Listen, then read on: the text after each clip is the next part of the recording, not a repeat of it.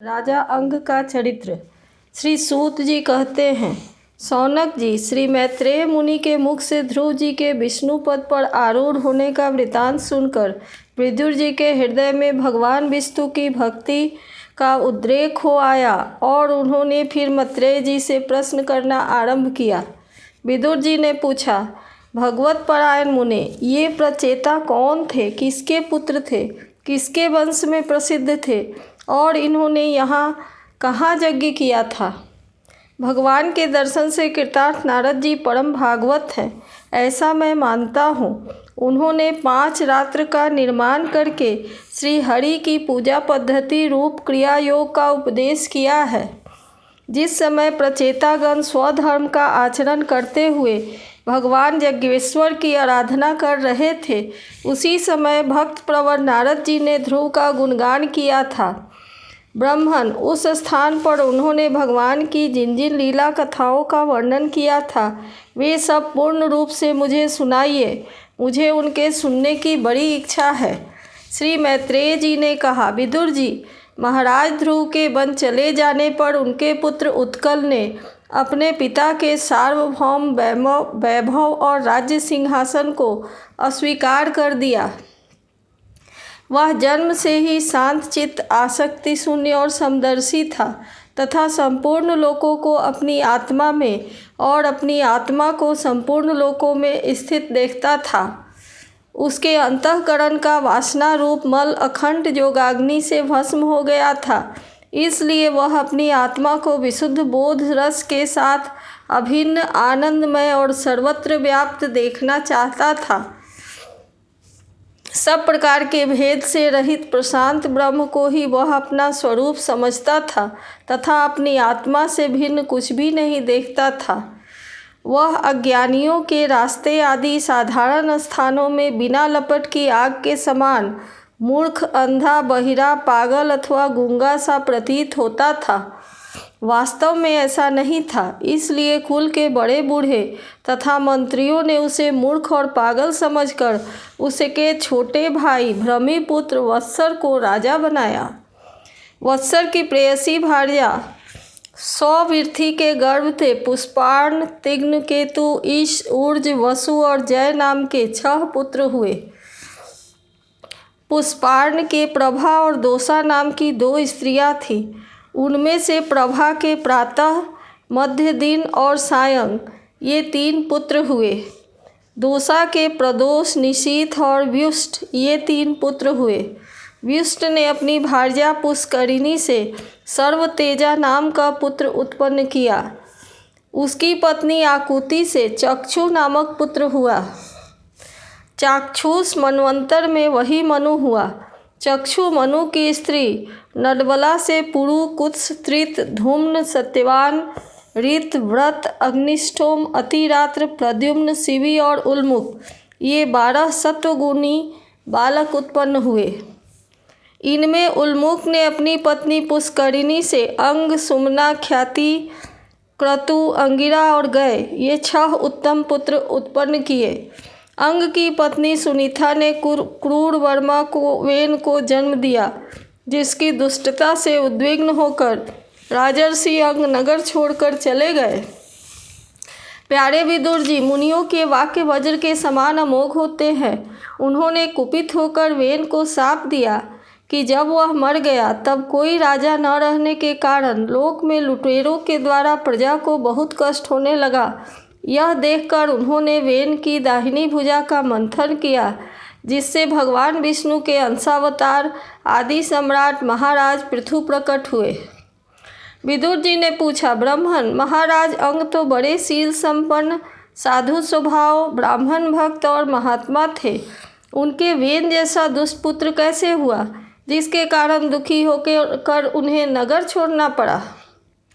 राजदंडधारी when का भी ऐसा क्या अपराध था जो धर्मज्ञ मुनीश्वरों ने उनके प्रति शाप रूप ब्रह्मदंड का प्रयोग किया? प्रजा का कर्तव्य है कि वह प्रजापालक राजा से कोई पाप बन जाए तो भी उसका तिरस्कार न करे, क्योंकि वह अपने प्रभाव से 8 लोकपालों के तेज को धारण करता है।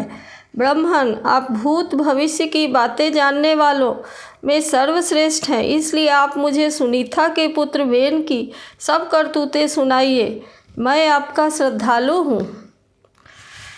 श्री मैत्रेय जी ने कहा, विदुर जी, एक बार राजर्षि अंग ने अश्वमेध महायज्ञ का अनुष्ठान किया। उसमें वेदवादी ब्राह्मणों के आवाहन करने पर देवता लोग अपना भाग लेने नहीं आए।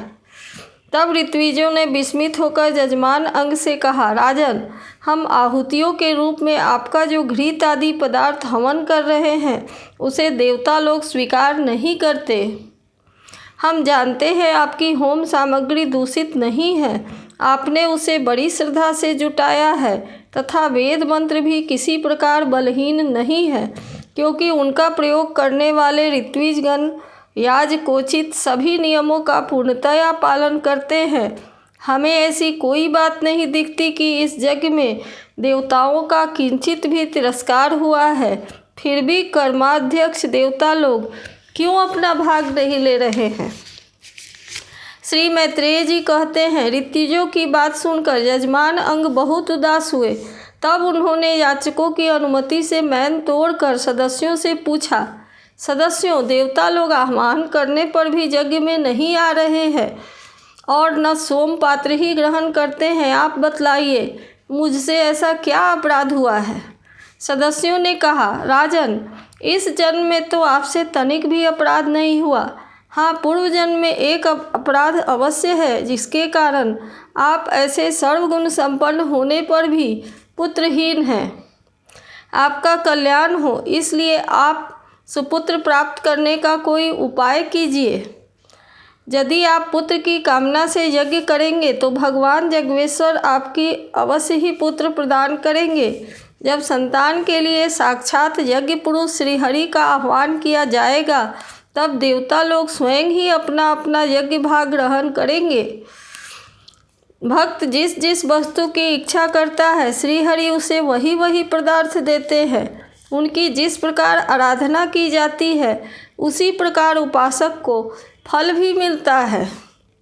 इस प्रकार राजा अंग को पुत्र प्राप्ति कराने का निश्चय कर ऋत्विजय ने पशु में यज्ञ रूप से रहने वाले श्री विष्णु भगवान के पूजन के लिए पुरोडासा नामक वह चरु समर्पण किया।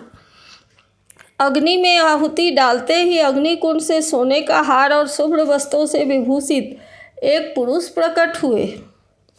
वे एक स्वर्ण पात्र में सिद्ध खीर लिए हुए थे। उदार बुद्धि राजा अंग ने याचकों की अनुमति से अपनी अंजलि में वह खीर ले ली और उसे स्वयं सूंघ कर प्रसन्नतापूर्वक अपनी पत्नी को दे दिया। पुत्रहीना रानी ने वह पुत्र प्रदायिनी खीर खाकर अपने पति के सहवास से गर्भ धारण किया। उससे यथा समय उसके एक पुत्र हुआ। वह बालक बाल्यावस्था से ही अधर्म के वंश में उत्पन्न हुए अपने नाना मृत्यु का अनुगामी था। सुनीता मृत्यु की ही पुत्री थी, इसलिए वह भी अधार्मिक ही हुआ। वह दुष्ट वेन धनुष बाण चढ़ाकर वन में जाता और व्याध के समान बेचारे भोले भाले हरिणों की हत्या करता। उसे देखते ही पूर्ववासी लोग वेन आया ऐसा कहकर पुकारते थे। वह ऐसा क्रूर और निर्दयी था कि मैदान में खेलते हुए भी अपनी बराबरी के बालकों को पशुओं की भांति बलात् मार डालता। वेन की ऐसी दुष्ट प्रकृति देखकर महाराज अंग ने उसे तरह तरह से सुधारने की चेष्टा की, परंतु वे उसे सुमार्ग पर लाने में समर्थ न हुए। इससे उन्हें बड़ा ही दुख हुआ। वे मन ही मन कहने लगे, जिन गृहस्थों के पुत्र नहीं हैं, उन्हें अवश्य ही पूर्व जन्म में श्री हरि की आराधना की होगी। इसी से उन्हें कपूत की करतूतों से होने वाले असह्य क्लेश नहीं सहने पड़ते। जिसकी करनी से माता पिता का सारा सुयश मिट्टी में मिल जाए, उन्हें अधर्म का भागी होना पड़े, सबसे विरोध हो जाए, कभी न छूटने वाली चिंता मोल लेनी पड़े और घर भी दुखदायी हो जाए, ऐसी नाम मात्र की संतान के लिए कौन समझदार पुरुष ललचावेगा? वह तो आत्मा के लिए एक प्रकार का मोहमय बंधन ही है। मैं तो सपूत की अपेक्षा कुपूत को ही अच्छा समझता हूँ, क्योंकि सपूत को छोड़ने में बड़ा क्लेश होता है। कपूत घर को नरक बना देता है, इसलिए उसे सहज ही छुटकारा हो जाता है। इस प्रकार सोचते सोचते महाराज अंग को रात में नींद नहीं आई। उनका चित्त गृहस्थी से विरक्त हो गया। वे आधी रात के समय बिछौने से उठे। इस समय वेन की माता नींद में बेसुध पड़ी थी। राजा ने सबका मुँह छोड़ दिया और उसी समय किसी को भी मालूम न हो, इस प्रकार चुपचाप उस महान ऐश्वर्य से भरे राजमहल से निकलकर वन को चल दिए। महाराज विरक्त होकर घर से निकल ही रहे हैं, यह जानकर सभी प्रजाजन, पुरोहित, मंत्री और सुहृदगण आदि अत्यंत शोकाकुल होकर पृथ्वी पर उनकी खोज करने लगे। ठीक वैसे ही जैसे योग का यथार्थ रहस्य न जानने वाले पुरुष अपने हृदय में छिपे हुए भगवान को बाहर खोजते हैं। जब उन्हें अपने स्वामी का कहीं पता न लगा, तब वे निराश होकर नगर में लौट आए और वहाँ जो मुनिजन एकत्रित हुए थे, उन्हें यथावत प्रणाम करके उन्होंने आँखों में आंसू भरकर महाराज से न मिलने का वृत्तांत सुनाया। इति श्रीमद्भागवत महापुराणे पारमहंस्यां संहितायां चतुर्थ स्कंदे त्रयोदशोऽध्यायः।